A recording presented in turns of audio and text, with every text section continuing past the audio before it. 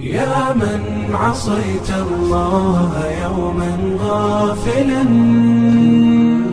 أنسيت أن الله قد أعطاك نعم عليك كثيرة لو صنتها. أولا السلام عليكم ورحمة الله تعالى وبركاته. جنالك أداونيسان والكرم أوفيشيال فالله هداد نقو عصب تاي سبسكرايب هداد هورين ولجوتين لايك iyo share intaa waxay inoo tahay dhiirigelin. maanta waxaan idin soo gudbin doonaa qiso ku saabsan Jacfar bin Abi Talib iyo xaaskiisa qiimaha badnayd.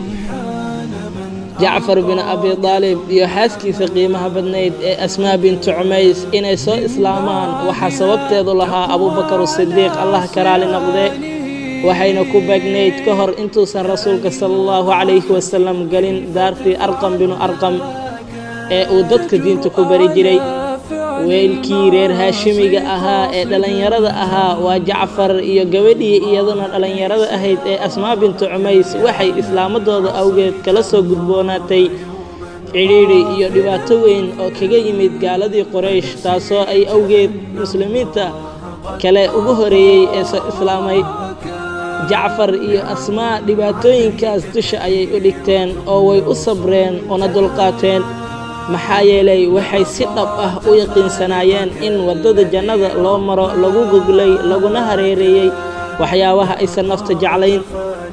Ummu Salama Allah karaali noqdee oo markaasi la socotay muhaajiriinta muslimiinta ay sheekadan inteeda badan ku soo qaadanaynaa waxyaabihii ay la kulmeen muhaajiriinta xabasho u hijrooday iyadoo ka sheekeynaysa waxay tiri markaan nimid dhulka xabasha waxaan la kulannay dad la jaaro misna lala dego kuwii ugu qeyrka badnaa diinteeni ay nagu nabadgeliyeen iyadoo wax dhibaato ah aanan la kulmin ay rabbigeena si wacan u caabudnay. Quraysh markay maqleen wararka la xiriira sidii noola soo dhaweeyay waxay bilaabeen in ay nagu amartaa kuleeyaan. waxay boqorkii Najaashi u soo direen laba nin oo xoog badan waxayna kala ahaayeen Umar al-Aas iyo Abdullah ibn Abi Rabi'a waxayna labadaas nin wadeen hadiyo fara badan oo lagu talagalay boqorka Najaashi iyo wadaadada kale oo isaga ka agdhow. waxay Quraysh labadaas nin u soo dardaarantay in ay hadiyooyinkaas ay siiyaan wadaadada kaniisada ka hor intaysan galin intaynan ka hadlin boqorka Najaashi. والسلام عليكم ورحمة الله تعالى وبركاته. وفي أخراك